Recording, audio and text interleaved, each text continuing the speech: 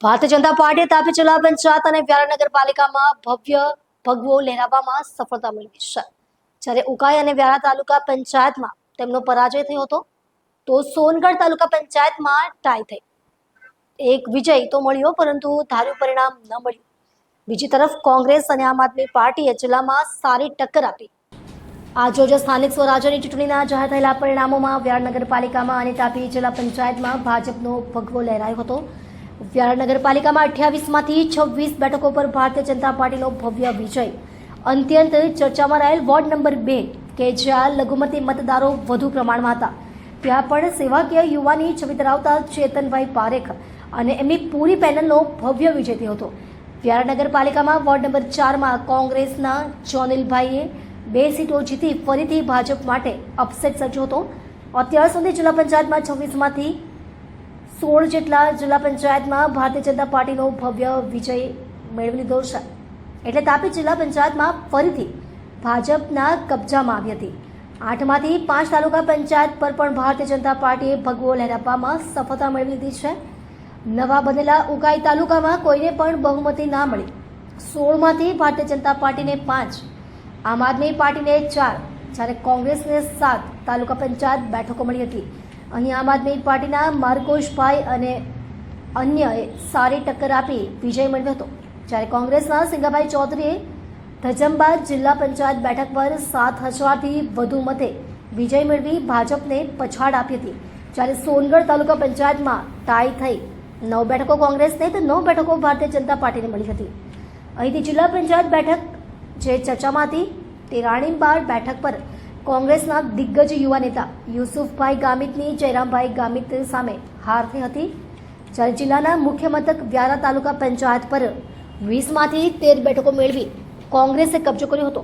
Bharatiya Janata party માટે ધાર્યા મુજબ પરિણામ ન આવ્યું, છતાં પણ જિલ્લામાં ભાજપે ભવ્ય જીત મેળવી એવું કહી શકાય।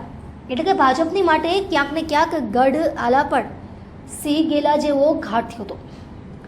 તાપી જિલ્લા ભાજપના પ્રમુખ સુરજભાઈ વસાવા, મહામંત્રી અમિતભાઈ પટેલ, નિખિલભાઈ શેઠ અને મૃણાલભાઈ જોશી સાથે પ્રભારી જગદીશભાઈ પટેલની રણનીતિ મહદ અંશે અહીં કામ લાગી હોય એવું દેખાઈ રહ્યું છે।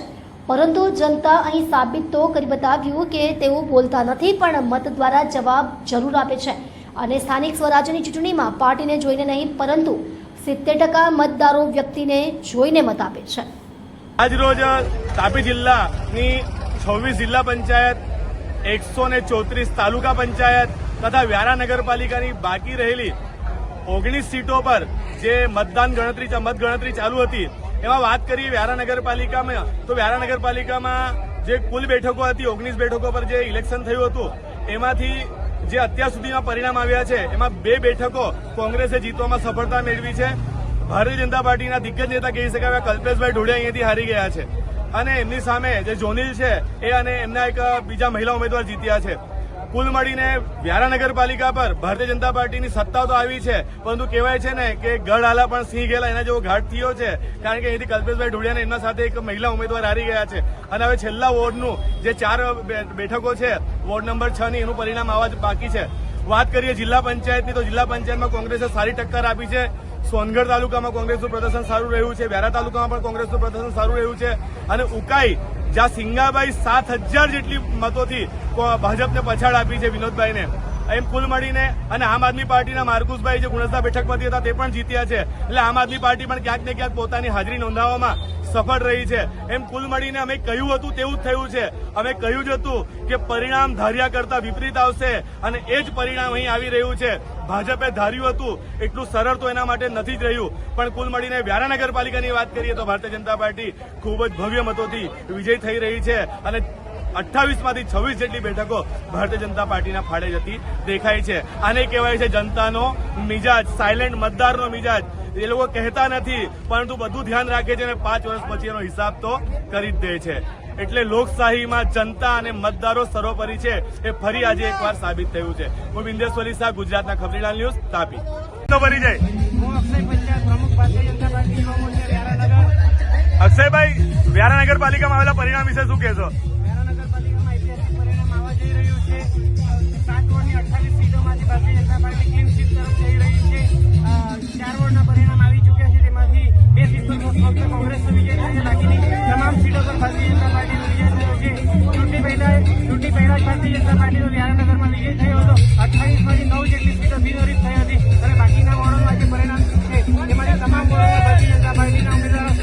બહુમતીથી વિજય થઈ રહ્યો છે.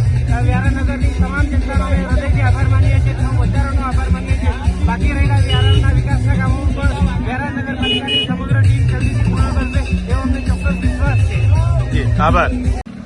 વોર્ડ નંબર 3ના ભારતીય જનતા પાર્ટીના તમામ વિજેતા ઉમેદવાર ડોક્ટર સિદ્ધાર્થભાઈ લુહાર, ડોક્ટર પ્રિયાબેન પટેલ, નીલાબેન પંડ્યા, અનીસભાઈ ચૌધરી ને વિશ્વરાજ ગણેશ મંડળ તરફથી હાર્દિક શુભેચ્છા.